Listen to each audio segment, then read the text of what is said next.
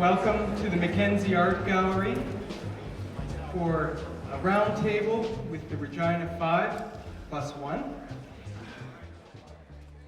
Starting on my right, Douglas Morton, Kenneth Lockie, Ron Bloor, Art Mackay, Ted Godwin, and Clifford Weens.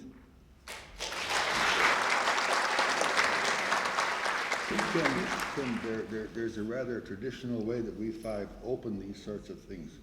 If we may like to follow, just hold the line mic down here just a moment. We must follow. Hold the line mic next to this.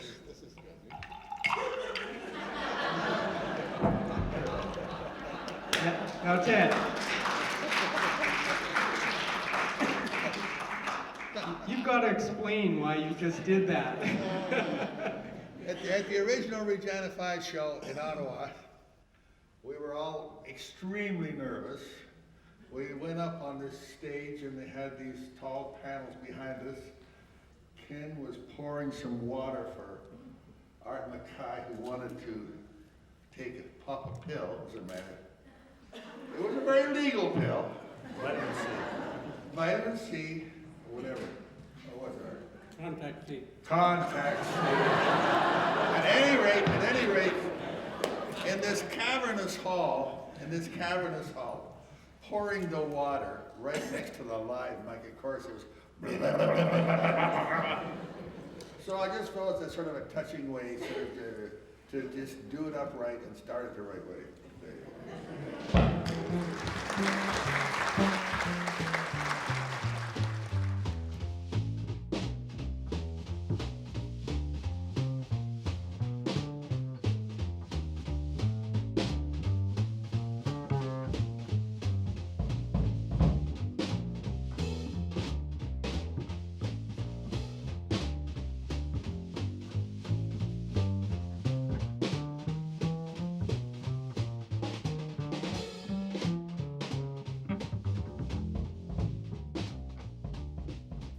I got this phone call from Dr. Riddell, who was the first man to take over the new redevelopment of the Regina College of the University of Saskatchewan. And he was able to arrange for me to be one of his first appointments when he took over. There was an obligation on the part of the university to develop a School of Art and an art gallery. I was very young. I mean, Canada was really hard up for people to, I got in almost a year out of art school, so that's an indication of how hard up people were at that time.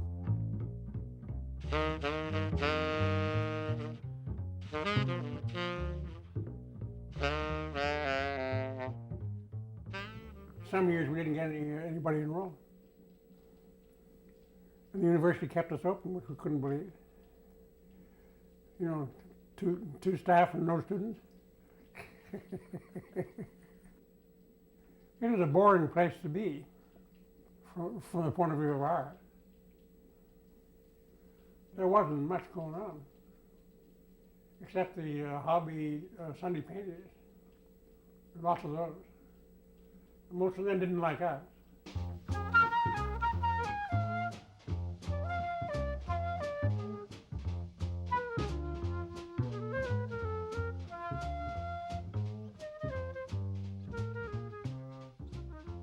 I did a lot of traveling when I was in business there. I had to go to all over the province.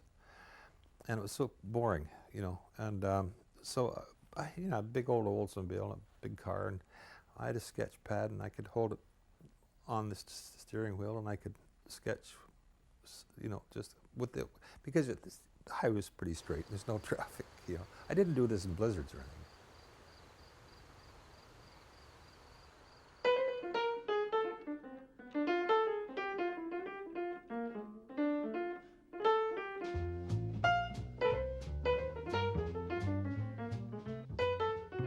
I didn't have any museum background or gallery background. I'd never been a director or a curator.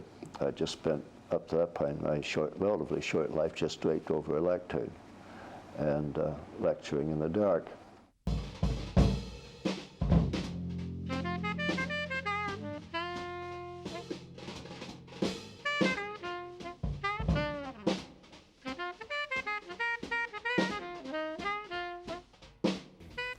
When I moved to Regina in the late 50s, I didn't know it, but Regina was the most exciting city in North America. It had the only freely elected socialist government in the Western Hemisphere. All of the great liberal intellectuals came, and it was wonderful. It was wonderful. On January 1st, the people of Saskatchewan and their government will take a forward step toward greater social security. For on that day, the Saskatchewan Hospital Services Plan will go into effect. It is an event that will have far-reaching consequences for the health and welfare of all of us. You had a group of artists who were living in one of the most exciting parts of the world at that time. The social experiment that was occurring in Saskatchewan under the CCF was achieving phenomenal success in terms of, health matters, support for culture, and a whole variety of other ways. It was a great experiment that's hugely influenced how Canada's developed in the last 40 or 50 years. Saskatchewan had a Saskatchewan Arts Board before there was a Canada Council. That was the Douglas years. See, the socialist government attracted all kinds of people from all over the world to come and work. And they gave a lot to the culture. Douglas would come over and give talks to our students and all kinds of things like that. Made us feel as though we were part. That's what was so nice about the size of Regina and the people who lived there.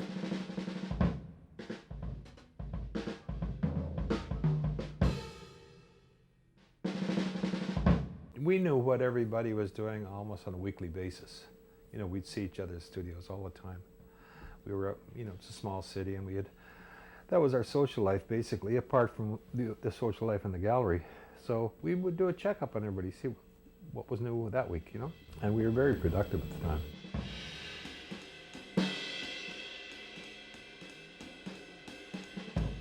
I was not impressed by what they were doing at that time, but they seemed to have the potential, the drive, the ambition to be something more than a painter in Saskatchewan, showing under some women's society or something like that. They had that drive.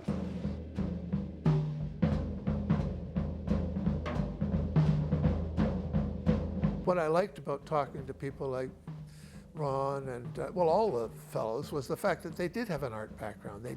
We didn't have to start at square one and build up. We could just hook into one another wherever they were at.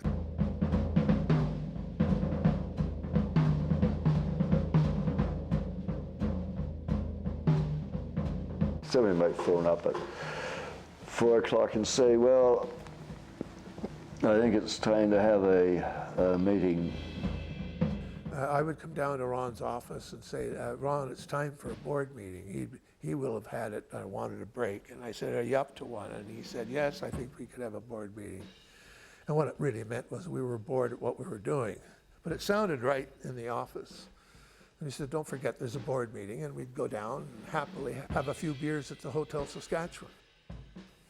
And we did more business there and talking about ideas and art and everything else than we did even when we were at the college, because we were in our offices most of the time.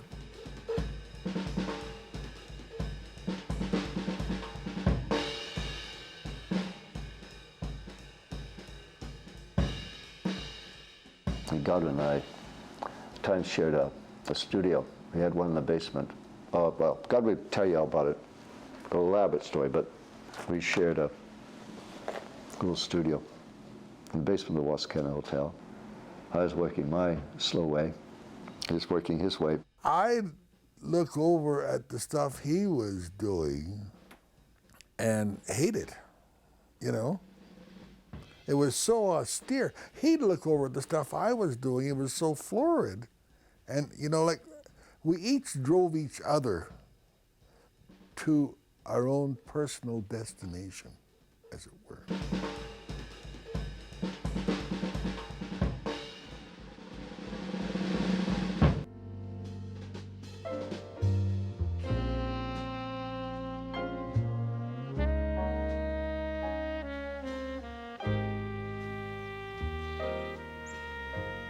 The university summer school had classes in art at a pretty nice setting at MLA. Well, I took over that group in 1950.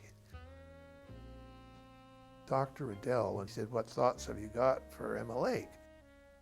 And I said, "We'd carry that on and maybe we could do something special, like a session for artists." Nothing happened until '55, at which time Art Mackay were talking about the need to bring in from the outside world to isolated Saskatchewan, shall we say, artists who could add us. We could have exchange of ideas and just to meet these people. What a perfect place.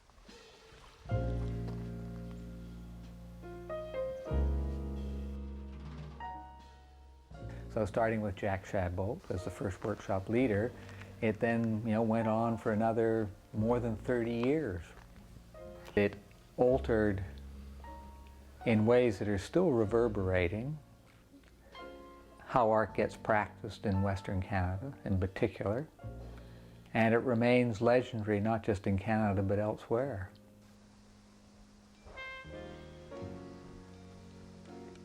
I think the timing was right, that we needed that kind of input. There wasn't the communications, we weren't getting input from other sources, so we somehow had to draw the sources to us.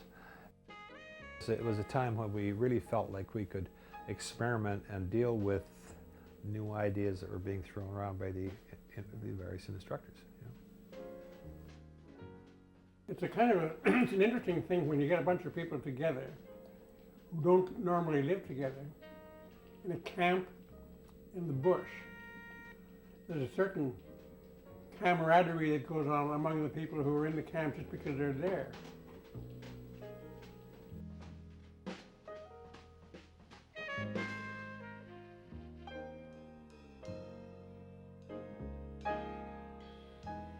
It was rather a creative hothouse. I take away that word creative, I don't like it. It was a hothouse of activity. And people all dedicated to doing the same thing, as it were, i.e. painting.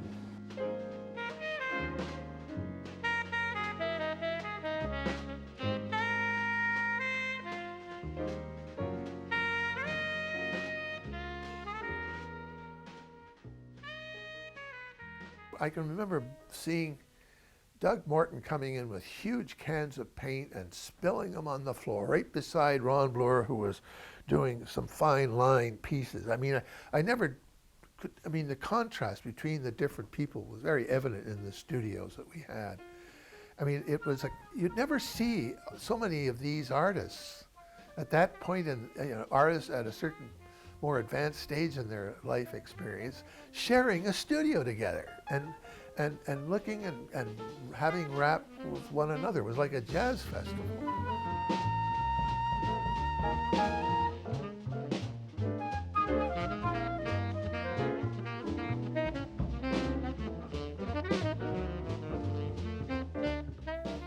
We had Jack Shadbolt, and then we had Joe Plaskett. Then Bill Parahudoff came up to me, and he says, "Would you like to, why not get American?" And I said, "Okay, sure. And have you got anybody in mind?" He said, "Well, Will Barnett." I got in touch with Will Barnett. He said he'd come. Herman Cherry followed.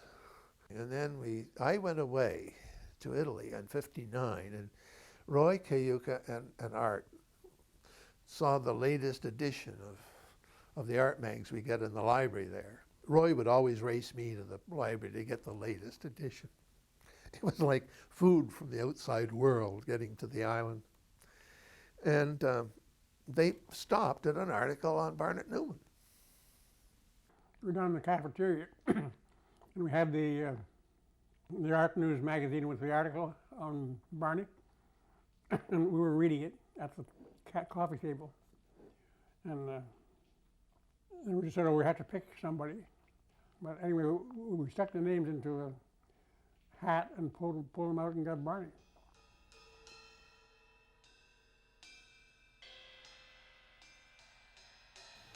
He was from New York, and at the moment he went to the workshop, 1959, August of '59, his career was taking off. He had only lived for another 10 years, 10 or 11 years, but those 10 or 11 years, he would become a fully fledged member of the legendary abstract expressionists. I think that in relation to my work, there is a physical reality. At the same time, I hope that there's some moral and ethical and meaningful content. Well, there is. Well, So what are there. we talking about?